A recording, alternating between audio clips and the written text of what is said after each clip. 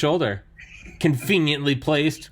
But also you will notice there is no American flag, which is why I have contacted the Gestapo to have him and perhaps his family disciplined. I think it's only fair. You know what, I'm gonna just start saying some shit that's gonna be taken out of context. So yeah, don't do that. Yeah, but yeah, dude, what's going on? Did you watch that? Did you watch the video with Charlie Duke? I did. I didn't watch the whole thing. I watched part of it though. That's awesome. Thanks, man. I've been sending that to so many people and just like, yeah, I'm just like jumping down their throats. I'm like, did you watch it? I don't know if you know this, but he walked on the moon. Did you? Yeah. He moon. Joe Rogan, no moonwalkers. Just saying. It's what's cool is I live on Langley Air Force Base, right? Yeah. And that's where the Mercury astronauts did all their initial training. Yeah. So, like all the stuff around me, the headquarters of the early NASA's right behind me, right over here. So yeah, we started getting a little more into the early astronauts and stuff. Yeah. Disney Plus has that new Right Stuff series on. Yeah. It's been pretty cool. We watched the first 3 episodes already. So, yeah, it's pretty neat. That's not what you want to talk about, though. What? No, it's not. But I'm still in like I can't, like, my brain can't wrap around the fact that he walked on the moon. It doesn't compute. But yeah, we're gonna follow it up with me. Yeah, I know, right? What a drop! I know, right? No, I had on. I thought I did one yesterday. Yeah, I did one yesterday with. I was just like, man, David Lippy. I was like, man, you just. No one can really follow it well. I was just like, man, someone's just walking into just. Footprints the size of North America. I was just I didn't realize you'd done one after that. You're good. There's a buffer. You're good. You're clear. Because now you just got to beat David, and you just beat that episode yesterday. Hey, we're on the up and up again. But God, man, no one was getting out of that one alive. He walked in after the moon guy. Podcast should have ended. But with the moon, let's pull it back 7 years. Cuban Missile Crisis, what is that? 58 years ago? Right about now, right? 58 years ago. Yeah. Yeah. Closest we ever came to going to nuclear war, according to some people. Do you think that was? I don't know. I've studied it a lot. And the cool thing is now all the CIA reports and all the notes from within the administration are all kind of declassified, so you can piece together a lot of it. And I don't know. I don't want to jump to any conclusions, but there was a lot of talk between, Khrushchev and Kennedy going on pretty much the whole time. Yeah. So, yeah, I don't know. It was close. It was close. I mean, the thing is, in those days, a couple guys make the wrong decisions and, crap just gets out of hand. And, it just takes off. Next thing you know, there's a tactical nuke being dropped. Right? That's the crazy part is, that wasn't like live satellite uplinks and like head cam GoPros, like that was what? That was 17 years removed from World War II. General LeMay was the chief of staff of the Air Force, and he was ready. he was. There are several quotes from him where he's like, "Man, if we were lucky, it would have been World War III, but unfortunately, we got out of it." People are just like, "What did you say?" But it's. I mean. Have you ever listened to that tape of him and Kennedy talking? And he's like, "What?" He's like, "Well, Mr. President, you're in a tough spot." And Kennedy was like, "I believe you're here with me." But LeMay was just very much like, "Oh no, like I don't care. You're in a tough spot geopolitically." And it was like, dude, I mean, you got to remember who LeMay was, right? I mean, he was born in battle, literally. Yeah. That guy was born to be a bomber guy. Yeah. I mean, he took care of everything in England, and then he flew over to Japan and took care of them too. I mean, he was the bomber guy. That was his life. Yeah. He was brutally efficient at it. Yeah. He said multiple times, if we had lost, I'd have been tried as a war criminal. Right? Yeah. I mean, and I mean, he had some great quotes about warfare. I mean, that's a stupid statement. He had some great quotes about excessive force and the importance of it. Yeah. Use it excessively. I think we talked about it one time before. Yeah. We were firebombing the crap out of Tokyo. I mean, we had destroyed that city way more than the 2 bombs did, the nuclear bombs did. I mean, mean, not that, getting nuked isn't bad either, but yeah, having your city destroyed by fire, that ranks up there with, pretty shitty way to die, right? Oh yeah. I mean, the reason why in O'Reilly's book, Killing the Rising Sun, apparently the reason why the firebombing stopped was because we ran through all of our munitions. We ran out of napalm. Yeah, it wasn't that America was LeMay was like, we don't have any more. No, we used it all. I mean, that's true. I mean, that's actually what happened. Like, no meme, no joke aside, that's what happened. Yeah.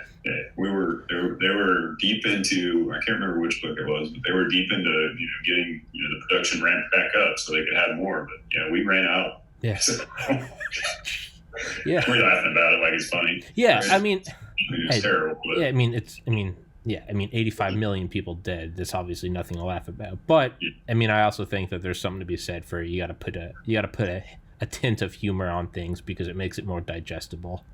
But it was total war. Yes, I mean, it's total war. Like, come on. It was the one example in our history of total war where everything went no holds barred, and the guys actually thought they were fighting for their very existence. Yeah. Right. Yeah. I mean, the world was at risk of going one way or another. Would you say that World War I was total war? It's hard for me to say it was total war, right? Because the entire industrial might of the United States wasn't marshaled. Okay. Yes, it was spread out all over the world. I mean, there was fighting going on everywhere. But it was not mass killing on the scale of World War II everywhere, right? Mm-hmm. I mean, the whole world. Front lines in France, Belgium, absolutely miserable, terrible. Yeah.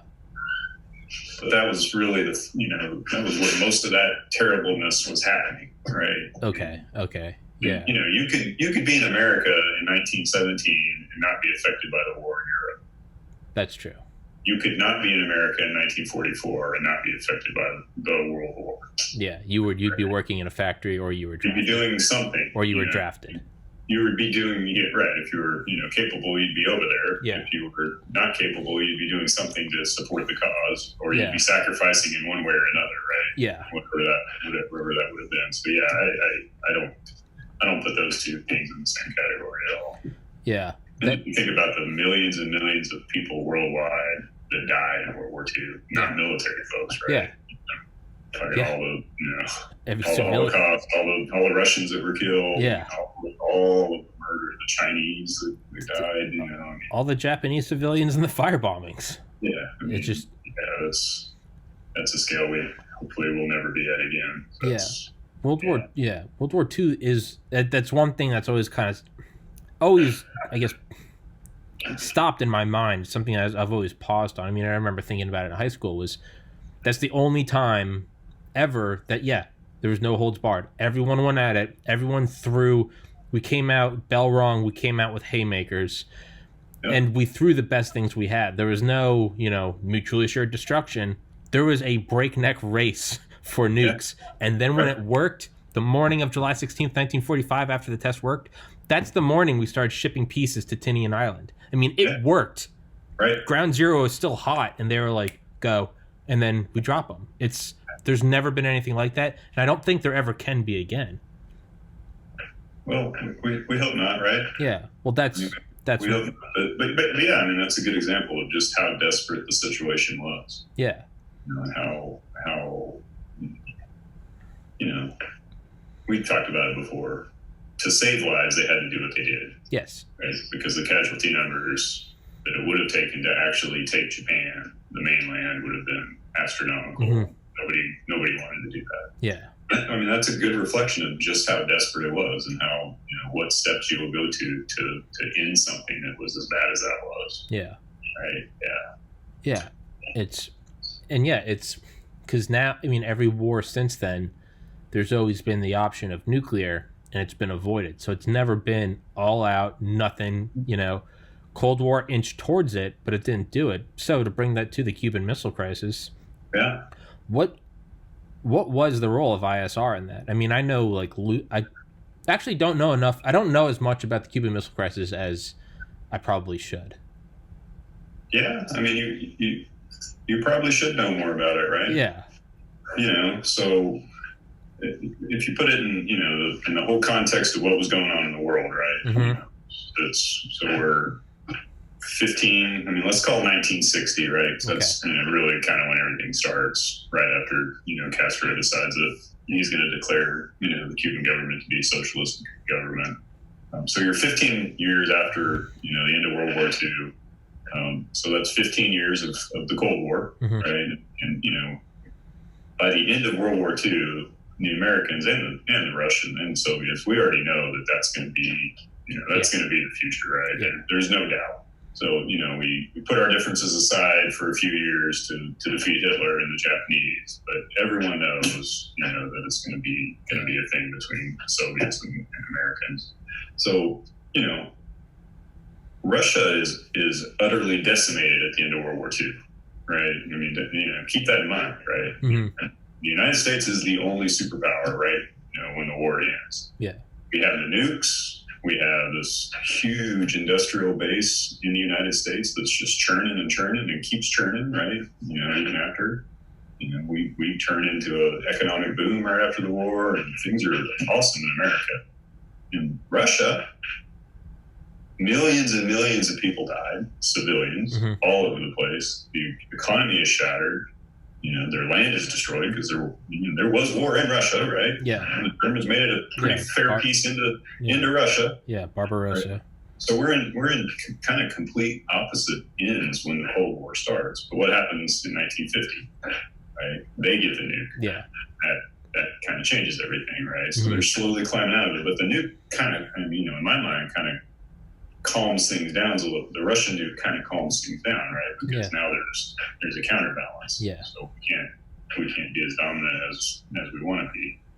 But if you think about it, America is the only country after World War II that has the strength and the power to project troops around the world. Yes. Right. So that's when you start seeing American bases in Germany, American bases in Turkey, all around the periphery of the Soviet Union. Mm-hmm. United States is either has allies or has actual bases sitting around that country. And that's obviously, something that's going to not be awesome for the premiers of the Soviet Union, right? So 1959, a rebel in Cuba who is tired of being under the thumb of his government, the Batista regime, overthrows that government and sides with the Soviets. And that's an opportunity. Yeah. I mean, you think the Russians really cared about Fidel Castro? No. Location, right? Yeah. So the Americans have nuclear weapons in Turkey, mm-hmm. sitting right outside of Russia. Yep. Right outside. Certainly within striking distance of multiple strategic targets all around, right? Yes. So ground launch nuclear weapons. The Russians see Cuba as an opportunity. The declassified documents say that the offer and the real thought to put nuclear weapons on the island didn't actually happen until basically the beginning of 1962. Mm-hmm. But one could argue, and I think pretty easily, that the foundation was being laid starting in 1960. Mm-hmm. Really, so the United States. Just like I think we talked about it before, just like, when the Korean War started, we were not ready for that, right? Mm-hmm. From an intelligence perspective, because we're focused on Soviet Union. Yeah. Same thing happens in Cuba, right? In 1960, there are, the National Security Agency, the organization that was predecessor to today's NSA, had 5 analysts who were looking at Cuba. 5. Right? The United States Air Force had 0 Spanish linguists in the inventory. Jesus Absolutely. Christ. Right, and I'll get to that in a little bit as we kind of work our way through how we actually responded. Yeah. But so communism's the rage. Contain it. Got to stop it. So in 1960, when Castro declares, that he is in fact running what he called a socialist state, mm-hmm. state, things start, our ears start perking up, right? Because before that, there was hope that maybe he's going to be on our side. Right? Yeah, sure. He had been to the United States. He spent some time here. He came to the United Nations before, and there was some hope that he was going to kind of be on our side. But when he declared, I think it was January 1960, so about a year after, he took over on January 1st, 1959, so in the Cuban Revolution, actually, when he rolled into Havana. So it took about a year, and then when he finally declared, that sort of changed the American intelligence apparatus mindset towards Cuba. It wasn't a wait and see kind of thing anymore. So they got a lot more aggressive. Yeah. So in September of that year, of 1960, and most people certainly don't know this, the Marines actually get credit for being the first, folks to fly airborne ISR, airborne reconnaissance against the Cuban Castro regime. In September 1960, they started flying Skynight EF-10Bs along the periphery of the island. And these were electronic intelligence collectors looking for radars, right? Because they wanted to start getting an idea of, what the Cubans had, which, indigenous Cuban stuff was going to be nothing, right? Yeah. But what they were looking for was, are the Russians or the Soviets starting to give them arms and weapons and that type of stuff? So, in September 1960, that's really when the first airborne ISR started flying, and that was Marines. I had no idea. Yeah, Marines started flying in EF-10s. And then in December, so that was all electronic intelligence looking for radars and other weapon systems. And then in December, they started flying imagery missions. So again, not over land; they're off the coast. But the RF-8A Crusader was flying imagery missions, kind of doing the same thing. What are they putting along the coast? What kind of weapons are they putting along there? So that's kind of all happening airborne ISR wise. In October of 1960, the CIA starts flying U-2 missions. Right, so a full 2 years before the actual, crisis, right? The CIA is already flying. They had a project called Idealist. So Project Idealist was basically the cover the program for all overflight, all U-2 overflight, wherever it was. Part of Project Idealist, they started flying really sporadically. I can't remember how many, but not frequently, once a month maybe, flying over the island. That lasted for 6-8 months or so, and then in 1961, the CIA stood up another program called Nimbus, Project Nimbus, which was specifically U-2 aircraft flying over Cuba. So Idealist was kind of the cover for all, wherever they were. In Nimbus, 1961, the CIA started directly flying. Direct overflight. With that were, increased missions over the island, and they also started, the U-2 was famous for taking pictures. Yeah. In 1961, they started putting an electronic intelligence, collection capability on the plane as well. So the U-2 is flying over, taking pictures, and collecting radar emanations from the Soviet radars that are there. In 1961, when they started doing that, that's when the picture started coming together that, in fact, the Soviets had been shipping a lot of weapons and a lot of material to the island. They started getting, surface air missile radars were starting to be detected. Air defense, AAA, you use a radar to track that stuff too. And then also air intercept radars. So air intercept radar? Yeah. What's that? So the MiG-15s and the MiG-17s have a radar on them that they use to find air targets. Okay. Right. So if the Cubans now have, which at the time were fairly advanced fighters, right? MiG-15, MiG-17 were used in Vietnam, so these were pretty advanced at the time. But we started collecting, the air intercept radar off of those. So that meant that, that the fighters now had the capability to find targets themselves and not necessarily be vectored in from the ground or whatever. Okay. So that, that increases the risk, right? to all those aircraft that are flying reconnaissance around and over the island. Now all of a sudden you got fighter aircraft that can find them and go take care of business. So that's all happening. 61. Through all this time, the United States Air Force isn't doing much of anything. Right? The eye is on Russia. Right. So it's not until early 1962 that the Air Force actually gets serious about it, or somebody tells them to get serious about it. So, right? So it was Marines. It was Marines and then CIA, but none of that was. And there's some Navy stuff going on as well, but not until 1962. So basically, a full 2 years, after the the intelligence apparatus of the United States starts focusing its attention on Cuba, does the United States Air Force get involved? I mean, there's a couple factors, right? One, we didn't have very many SIGINT aircraft, just a few, and they are either in Europe or they're in the Pacific watching that side of Russia. So they're spread out to both sides. And then, like I mentioned before, there were no Spanish linguists. So the United States Air Force, no Spanish linguists at all. That started changing, in 1962. The Marines did a mission, and there were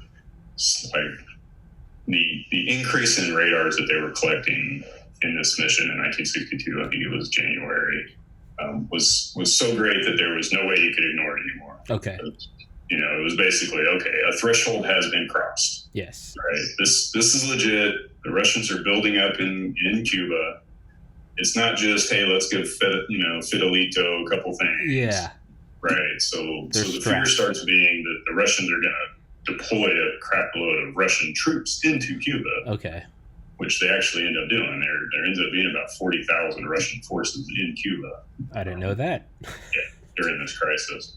Well, and those are guys that are training the Cubans. Those are guys that are building the missile sites because the Cubans don't know how to do it. Yeah. Right. They just don't. Yeah. But there are ground forces as well, and there's a combat capability on the ground, a Russian combat capability on the ground. So all that, finally, the Air Force, kind of gets its crap together, if you will, and decides that they need to get involved. So they send. They recall one of the C-132 Bravos, which was the for the Air Force at the time, and actually was a very capable SIGINT platform. So they bring one of those back from Europe, and then they start this crash program basically to find Spanish linguists. Okay. Right. So we got Russian linguists, we got Chinese, we got Korean linguists. So the first thing they do is they go to Goodfellow Air Force Base, which is where we do all of our intelligence training. Even to this day, we still do it here. Still do it there, and they start scouring the student population there. Okay, Sanchez, Rodriguez, trying to find guys who were native Spanish speakers, but who were also intelligence professionals, so they could not have to worry about training that part as well to teach them how to think as an intelligence person would or whatever. That is a successful program. Right. And I am fortunate enough to know a lot of those guys. So a bunch of the original guys? Yeah. A bunch of the initial cadre of Spanish linguists are still with us. And they, we have a reunion. I used to be a Spanish linguist. Yeah. So, I know a lot of these guys. We have reunions every year. We go talk to them, and the stories they tell are they're just awesome. That's insane. Right? So, yeah. So they took them out of Goodfellow, basically. One of my great friends and mentors, his name's Segundo Espinosa, SP. He's in class at Goodfellow. One day, they pull him out. They give him a little test. If he can understand the Spanish, and make him listen to a Cuban cut, a Cuban intelligence cut, basically. And then he's on a plane. They give him orders to go to go down to the Keys, a place called Cujo Key. And he gets there, and there's a bunch of other guys that they rounded up from around the Air Force, and they put him on the back of the C-130s, and they start doing it. That's you know, that's what you you start doing it. I was going to say a lot. That's what you talked about in From Kites to Cold War about the German speakers in World War II. A lot of it didn't. It kind of felt like fucking give them some headphones, slap them on the plane. Yeah, you know. Yeah, man. This is the exact same thing. Yeah, it's they got as many intelligence guys as they could, but they also ended up grabbing cooks, supply dudes, maintenance guys, whoever they could get that they thought had the competency or the capacity to do the intelligence mission. Okay. So they all go down to they all end up down in Cujo Key, which is down by Key West basically, and they start flying. And they do what airmen do. They become really good at their job. Yeah. And that's, airmen always surprise you. It's, to this day, when you let them, do their thing, they'll always, produce results. And that's exactly what happened. Yeah. So they started flying and they started producing intelligence almost immediately. And because they're airmen, they're focused on Air Force kind of stuff. And, they become experts on the air defense systems and what the surface-to-air missiles can do, the capabilities, how many people are there, all that kind of stuff. So it's a pretty cool success story at the end, right, for the Air Force, because they're able to once again show that despite the fact that they were woefully underprepared, that they were able to bring an asset back, get some airmen to go do the mission, get on the mission and start producing intelligence that without a doubt helped President Kennedy kind of understand the overall situation. Yeah. So, just adaptability, just survive. Yeah. Did it in World War II. Did it in World War I. That's you talk again. From Kites to Cold War. But and that's that is. Thank you for that, because that's an underlying theme of the book. It is. Well, no, but really, not just a plug. I mean, that is a thing. Is like we look. I know, at least I do as a civilian. I'm just like, well, that's just what they do. That's the Air Force, and they do the thing, right? And the CIA does the thing. But it's like a lot of this stuff starts as just like no one knows what's going on. Your hair's on fire with your pants around your ankles, and then it's just like someone comes in, and they just drop the schlong on the table. LeMay, Kennedy, and it's just like, yo, we gotta fix all this shit right now. And it's just a brutal crash course. It's what Commander Fravor, the naval pilot, says. The Air Force is a self-cleaning oven. It's something brutal happens, but then it pops out on the other end, and next thing you know, you come out of World War II with Strategic Air Command, or now you're coming out of 62 with, an effective program for ISR and airborne radar, and correct? Yeah, right. And I mean, the story, of course, doesn't end, right? It shows the Air Force, the United States Air Force Security Service, which is, the intel service basically for the Air Force at the time. That there's more to the world's geopolitical problems than the Soviet Union. Yeah. And really from that time till now, there's a lot more capable. There's a wider expanse of capability. You don't shut down after these things are over. Mm-hmm. So the Spanish linguist capability remains after Cuba. Mm-hmm. It doesn't. Okay, we're done. Everything's over. 12 days, 17 days, whatever it was. Everything's done. Go back to being a cook. Yeah. Right. So they figure out that, hey, we got to have some capability in the hopper whenever these things happen. Yeah. And I think throughout the 60s, throughout the 70s, that's that remains, and it helps us out a lot, because we're not caught off guard as much as we were when particularly when the Korean War and the Cuban Missile Crisis started. We were just zero capability. Yeah. Vietnam, we could talk about a little bit. The good thing for Air Force ISR with Vietnam is it was such a slow buildup that it wasn't just it wasn't an overnight kind of requirement. You could tell in the early 60s that something was going to happen in Vietnam. Yeah. The Air Force was able to kind of keep pace and not be caught, so far off guard like they were. So let's wrap up the story of Airborne ISR, right? So spring of 62, I think that's kind of where we are, right? We got the Air Force flying finally. The other services are flying. CIA's flying. In spring of 62, the U-2 is flying multiple missions a week over the island at this point. Mm-hmm. and they detect the SA-2 missile. Mm-hmm. Right, and they hadn't seen that before. So if you remember, the SA-2 is the missile that shot down Gary Powers. Yeah. Right. So obviously that's a thing, right? Yeah.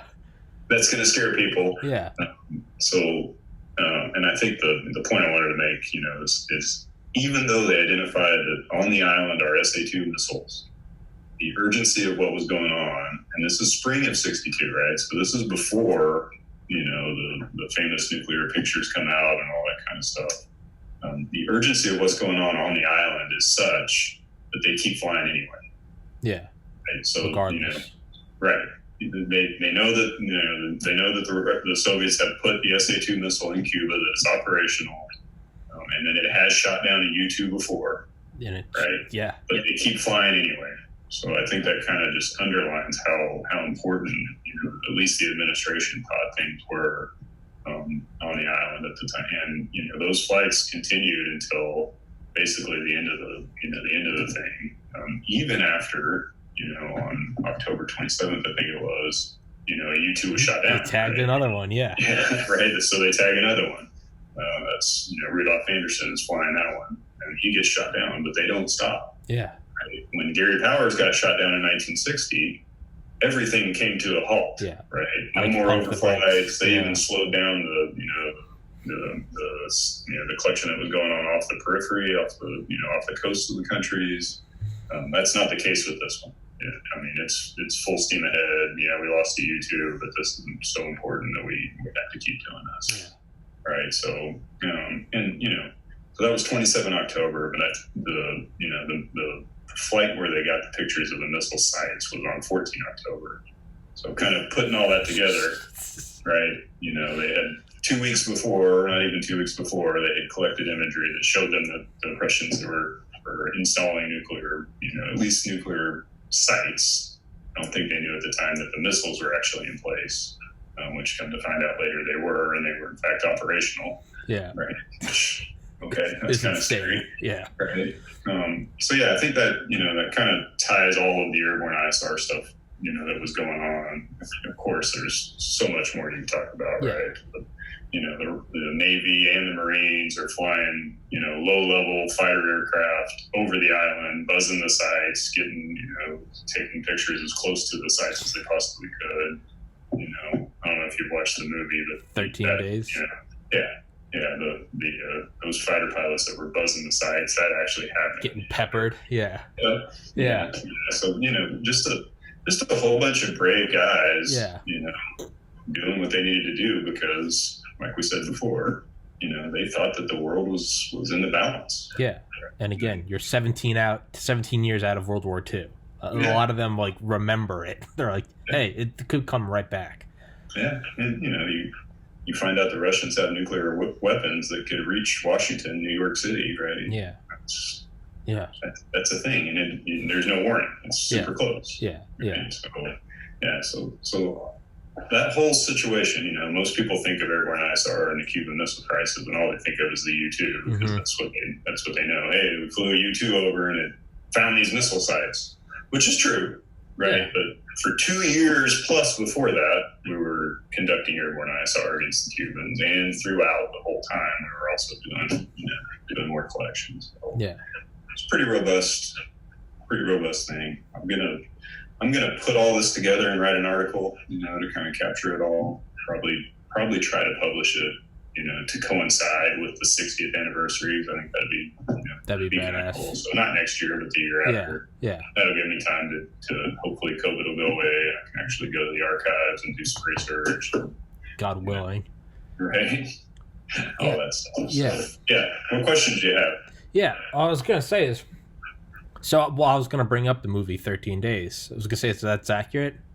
Yeah. I mean, that the piece that I mentioned. Yes. Yeah, I know it's obviously it's Hollywoodized, right? Yeah, it's sensationalized a little bit.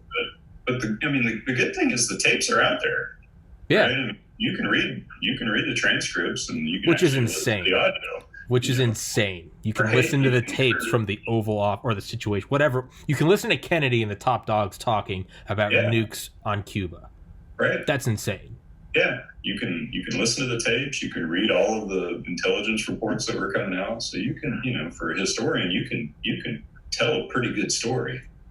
Put it all together and do a fairly decent, accurate job of laying out what actually happened, which is pretty cool. The movie sensationalized a little bit, but a lot of it's spot on. It's really good. And doesn't the pilot say like, did you get shot at? And he was like, no, I must have hit some birds. And they're like, you hit some 20mm birds? And he's like, apparently, right? That probably didn't happen. I don't know, man. With LeMay, I could see LeMay being like, yeah, you got shot. And no, we got hit by birds. And LeMay's, literally right there, like, you're telling me you didn't get shot. Like, LeMay is just itching and he's like, fucking fire. Yeah. Must have. Let's go get him. He's just like, yeah. I could see LeMay just fucking furious, right? Yeah. But there's some in Raven Rock by Garrett Graff. There's actually one of a cool story from that I never knew until like last summer. But I forget who it was. It was someone that was, or maybe it was Deputy Secretary. He was someone that was in the Senate, and he was someone high up and close to Kennedy. I can't for the life of me remember what made him. It wasn't just that he was a senator. I don't remember what, but he was somehow vital to like national defense and Kennedy. And so when they found out this was happening, but they were still trying to like keep it like low key. Yeah. He was on vacation, or the Senate was on recess or whatever. He was down in the Gulf of Mexico fishing, right? Going back to see the constituents, maybe schmooze with some donors, whatever, just doing whatever these guys do, right? But he's out in the Gulf of Mexico. A Marine helicopter comes, and the way they describe it is it's thundering over the horizon, blowing up the rotor wash, and they see it, and they're like, the hell is that? I shit you not. They throw down, like, they say a bottle. It was something floating, and it says like, climb aboard. And they drop like a ladder. So the guy's just like, but it doesn't even say what it is in case that someone down there is, for whatever Cold War paranoia, somehow linked to the Soviets. They just say, like, we need the senator to come aboard. So they drop down this thing, right? So the senator goes up. The helicopter then, so they get on, they say, you need to be in Washington now. They fly this is all true. They fly to an oil rig, put them on a faster helicopter. That flies back onto mainland United States. They put him in the back of a fighter jet. What? I swear to God, this isn't Raven Rock. This guy, Garrett Graff, he's a professor at Georgetown. He used to work for Politico. His book was the best-selling book on Audible in 2019. So this isn't some like, and then the aliens came. No, it's like, I remember my jaw was on the floor. They put him in the back of a fighter jet and hightailed to D.C. to show him the pictures taken. What's it called? Raven Rock by Garrett Graff. Garrett Graff. Graff. It's all Raven Rock is one of the nuclear bunkers. Site R, NORAD, Mount Weather. Yeah. It's all about. It's a history of that. But his Cuban Missile Crisis chapter is fantastic. That's how it starts. Yeah, that's awesome. It's insane. But yeah, that's how it starts. Is like they come back and he's just like, what the hell is going on? And like they paint the imagery. They come in and like Kennedy's got like the pictures on the table and just like shows it to him. And this guy's just like, oh my fucking God. Yeah. Like that's not cinematic. That's what happened. Yeah, and that's awesome. Yeah, it puts it all into perspective. But can you imagine though? I mean, you got to think, right? I mean, one of the greatest things about our country is where we are. Yes. Oh my God. It is. It is. I mean, if there's now we've been under threat from nuclear attack forever, but sure. At the time, this is a safe place. Yeah. Mexico ain't invading you. Yeah, sure. Canada's not invading you. This right. is a safe place to be. And then from one day to the next, all of a sudden that's gone. Yeah, you have to really think of that. Yeah, that's been there forever. It's just we're separated. I mean, even Pearl Harbor was Hawaii. It wasn't L.A., right? Yeah. I mean, we knew there were some U-boats off the coast, but I mean, okay, whatever. Yeah. Cool little tin can, whatever, Yeah. Yeah, you're right. You got to come through Mexico or over the North Pole. No, you're not doing that. And then just like that, there's nuclear weapons 90 miles from Key West. I mean, I imagine it's the same feeling as, obviously you can look at Pearl Harbor and go, that must have felt like 9/11, right? I remember I was 11 years old on 9/11, but I generally, remember the feeling. Yeah. But I would say the Cuban Missile Crisis is probably pretty similar to it, the sense of vulnerability. Twin Towers is, okay, a second plane hit, oh my God. But then it's like they hit the Pentagon. Then it's like, what the hell is going on, right? We're invincible. I imagine it was that feeling, right? Felt a lot. Yeah, I hadn't really thought about it like that, but it probably felt a lot like that. Yeah. That day, obviously I'm older than you, and I was at work on that day. Yeah. That you just had this sinking feeling in your gut. That, holy crap, this is actually come to. It's here. Come home. Yeah. It's not a movie trailer. Yeah. Yeah, we're not safe here. I mean, Texas had happened. They had, 93, they had hit the World Trade Center already. The domestic stuff, but nothing on that scale. No, nothing on that scale. And I bet, especially for the people in the know, that was one of those kind of moments where, holy crap, the Russians can kill us right now if they want to. Yeah, what was, I think the estimate they did was the missiles on Cuba. I think they said 1,600 seconds. Yeah, that was the math they did. 1,600 seconds from Cuba to DC. Yeah, which is insane. But yeah, I mean, you got to think, because it's not like that's some like Fox or CNN fear mongering, right? Imagine the helicopter coming. You're a senator, and you're like, who are these? Do they know who the fuck I am? And they get up and they take you to an oil rig. Like, oh, I'm a senator. You're taking me to an oil rig, and then they bring you to an air base with just some poor schmuck that's like, get in the back, put on the oxygen. We're flooring it. You probably got some fat senator just like barely fitting there. Yeah, try not to puke. What the hell is going on? That's crazy. And then I never heard that story. Yeah, it's insane. I don't know. I've tried to get Garrett Graff to come on this podcast so many times, and he said yes so many times and then ghosted me, so I've stopped trying. Garrett, if you're listening, I doubt you are, please come on and talk to me and Tyler about this. But it's a cool story. I want to hear it. But you got to think about, but what I was getting to is in the know, like you're saying. It's not fear-mongering. This whole thing happens, and it's, and then it's Kennedy saying, you can almost see the imagery, right? Just turning the picture out of his fingers and like sliding it across the table and being like, oh, fuck. Right, and it's that moment where they all find out that this is real. That it's right there, and even now, like what you said. Well, now we're under constant nuclear threat. Yeah, but with that, again, with them, it's 17 years removed, where it wasn't just a threat. It was, we used it twice in 3 days, 4 days. Yeah, absolutely. Right. It's like you didn't know. Yeah. You didn't know. Hiroshima. You knew everybody had a I'm not going to start a nuclear war kind of policy, right? Yeah. Did you really know? Yeah. It was 17 years in the rearview mirror. It was closer to them than 9/11 is to us. Of course, yeah. So it's right there, right? It's the invasion of Iraq to now. It's like if right now we were like building up on Iran's border, and everyone, future historians would look back at it and go, you got to remember, these guys were 17 years removed from invading two countries.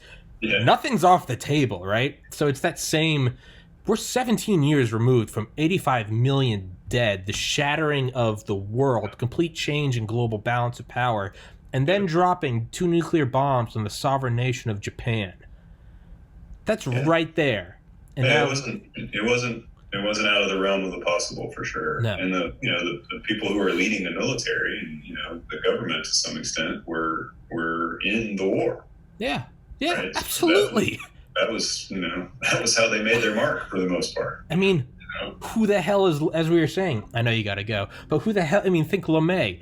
Like, we're talking now, with the recordings of him in the Oval Office, but it's like, he's literally the guy that was like the head bomber in World War II. So not only is it in the rearview mirror, he remembers it. Right, and he's ready to put that face back on if he needs to. Yeah. Probably a little more ready than he should have been. Probably a little more eager than he should have been, right? Hey, I love him. I'm not hating, but I mean, I think Kennedy said LeMay is not the one you want choosing the shots about the battle, but he is the one you want leading you into the battle. I mean, He was a Rottweiler. I mean, he was. I love him. I'm not shitting on him, but I mean, probably a little too antsy for it. But no, he was the airman that the United States needed Yes. in war. Yes. We needed that kind of guy to be ruthless and to do what had to be done. Yes. You don't want an attack dog that you have to wake up. You want a grizzly bear that you have to actively pull down. He was born for that. I mean, I mean, Richard Rhodes says in The Dark Sun, he quotes LeMay, who said, "I will never forget how unprepared we were after Pearl Harbor. I will never forget when our current rate of loss of, what was it, B-17s or B-29s? What was the one we had right at the beginning, right when we went into Europe? B-17. He goes, I will never forget how unprepared we were. And with the B-17s we had, and at the rate we were losing them, he used a very simple equation, and the rate that we were replenishing them, factored all together, we had 30 days left of an Air Force. And now we know World War II and the American war machine and what FDR put into, and we know. But at the time, again, you have to look at it then. He goes, I will never forget how unprepared we were, and that will never happen again. So, again, you got that guy now. Yeah, in 1943, it wasn't a certain outcome. Yeah, not at all. The 8th Air Force was taking an ass whooping over the skies of Europe. I mean, it was rough. Yeah. It was rough. Yeah. So, and that is why he ran Strategic Air Command with an iron fist and refused for them not to be prepared. I mean, the fucking logo is an iron fist. It is. Yeah. Dude, he won. I could go on LeMay for hours. I know you said you had 45 minutes, and I've kept you for 46. All good, man. Hey, that was awesome. Dude, that was awesome.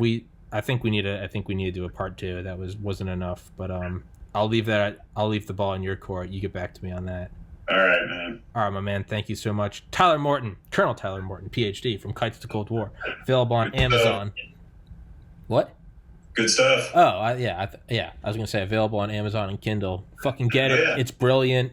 And like I said in the first time we talked, it's actually kind of funny when he goes into World War, or the very beginning of, like, hot air balloons and shit, a cannon going over his head and then turning around, like, Viva la France and a middle finger. And it's like the original Top Gun, like, cocky fighter. Absolutely. Goes back to powdered wigs and using leeches to cure cancer. But I'm going to go off on a tangent, and I got to let you go. So, Tyler, thank you very much for coming on. And until next time, brother. Stay safe. Right, God bless. Thank you. See you later, brother. Peace. Thanks.